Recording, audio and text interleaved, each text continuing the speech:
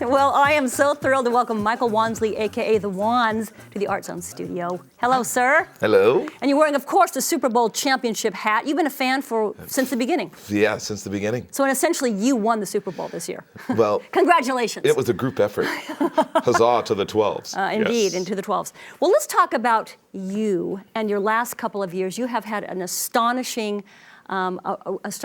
So let's recap it. First of all, you recorded a Thrift Shop, the song by Macklemore and Ryan Lewis. Mm-hmm. What year was that? That was June of 2012. All right, so then that was followed by, they asked you to shoot the video for that song, and that was what, a couple of... Beginning of July through 2012. All right, so then that led to a world tour with Macklemore and Ryan Lewis and the group, and then culminating in Times Square in New York City on New Year's Eve, and of course the Grammys in January. Yeah. So why don't you give us the story of how in the world did you hook up with Macklemore and Ryan Lewis? At the time, I was working as a software test engineer for a company called Care Guidelines here in downtown Seattle, just around the corner from the studio. Yeah. And I was just a normal worker bee. I'd been doing software testing for a decade. And I was lying in bed on a Monday night, and I got this call from a North End producer who I'd done work with. He has a label called Street Level Records, and he says, "Have you ever heard of Macklemore?" And I said, I had heard of him, but I don't know him. Yeah. He said, well, his producer Ryan Lewis called me, and they're looking for a guy who sounds like Nate Dogg. Now, I had been singing hooks for D-Sane is the producer's name. I'd been singing for D's artists for 10 years, and that's the reputation that I had, Nate Dogg of the North End, because I lived in the North End. Yeah. So he says, you knew who I was going to call. Well, half an hour after that, I'm at Dee's house. 20 minutes after that, I'm walking in and meeting Ben and Ryan for the first time. They explained to me The Heist, the album. And Thrift Shop is the tune. Play the beat. Ben is like showing me the words and talking the words to me, and I sang back to him what I was hearing. And they put me in the booth, and 45 minutes later, I was going home. So the video came out August 29th, 2012. Yeah. And I mean, I'll never forget this. This is like... This is dreamy. This is goosebumpy stuff. Indeed. So I go into work, and I know the video's dropping, and it's like 8:30, 9 o'clock, and I've opened up the screen on YouTube, waiting for it to happen, and it hasn't happened yet. Yeah.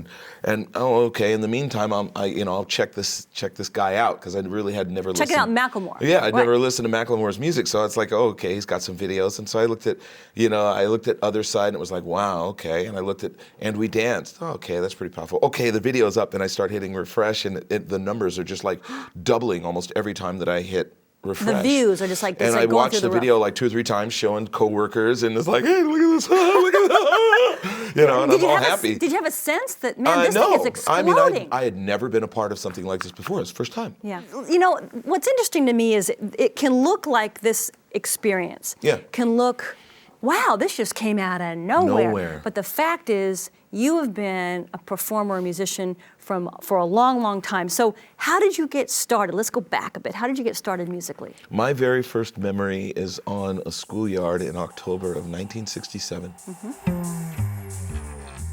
And there's like 3 kids around me, and they're saying, do you know this song? And I'd sing it, because I used to listen. I grew up on radio. I used to listen to radio all the time.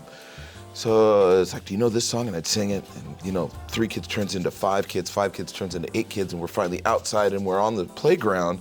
And so I'm facing these kids, and they're doing their thing, and I'm doing my thing, and I hear my mom from behind me. I turn around, my mom has seen me from outside the window and has run across the street, apparently thinking that I was in a fight. Something's happening. Oh, they were bullying you, or they're going to attack you? Something's happening, and she runs up to me, and I turn around, and she's, Michael, are you okay? It's like, oh, Mom, and I'm like, just performing. Oh, Mom, I'm just singing. And that's the first thing I can remember. Wow. And the next big memory is the end of 3rd grade.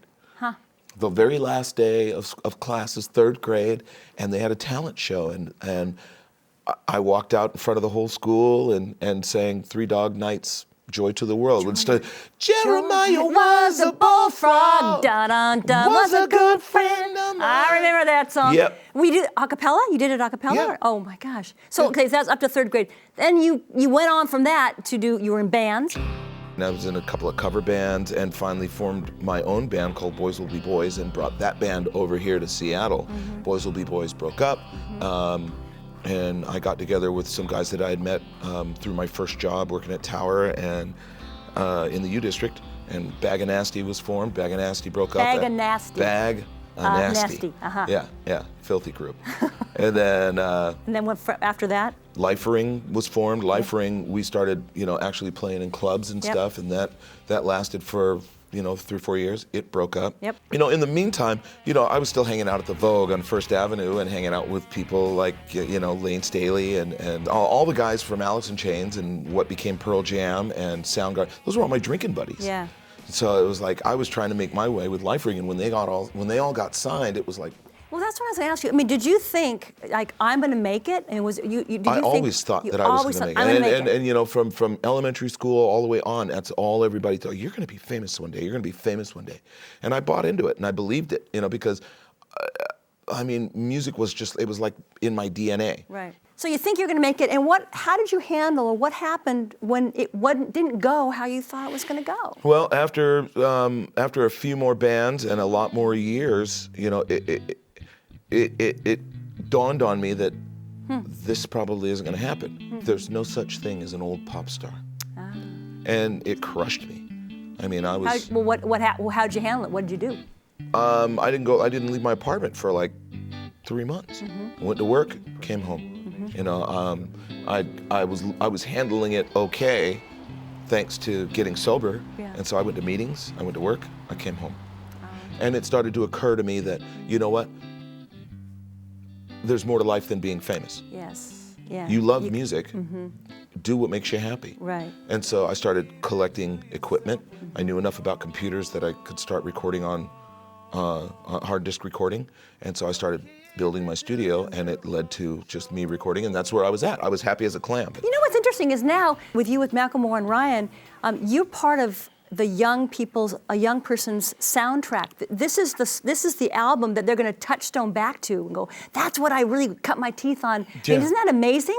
Well, I blame my youngest son because he left his mom and came to live with me, and I started listening to the music that he listened to. Yeah. They kind of brought you up. That brought me into the modern world, you know, Right. and so I started, changed the beats that I was writing and so on and so forth, and asking him, who are you listening to? Well, that prepared me for the whole Macklemore thing. Right. And now it's about what's next and what's the Wanz going to do now? Now I know you're going to go out on a tour with Macklemore, some more touring. But you got your own stuff going on. So what is it you're working on now? So while being out on tour over the last year, 2012, 2013, I signed with a little indie label called The End Records. I released an EP of songs that kind of motivated me. They were songs of the story of me reconstructing myself, and it's called Wander. It's available on iTunes. And also, I want to finish by saying that you've got some other, a book of Wanz? There's some little things. Hashtag the Book of Wanz. I mean, it started during the West Coast tour, and it's just kind of taken on a life of its own. And so if you go to Twitter and you put in hashtag the Book of Wanz, you'll see all these little Can you give epiphanies. me one thing, just off the top? I can never think of them right offhand, but it's the kind of thing where, being out among all these kids who are trying to find their own identities and stuff like this, I've always encouraged them, look inside of yourself. You are much more than you give yourself credit. That's beautiful. Fabulous. Well, we'll keep you posted on all the great stuff that Wanz has going on, including his video, the book, et cetera, et cetera, et cetera. The adventure continues. Thank you, sir. Thank you. Great chatting with you. I love it. Thanks. You just get lucky to be, have my shot. What I got is life. Every once in a while, you just get lucky.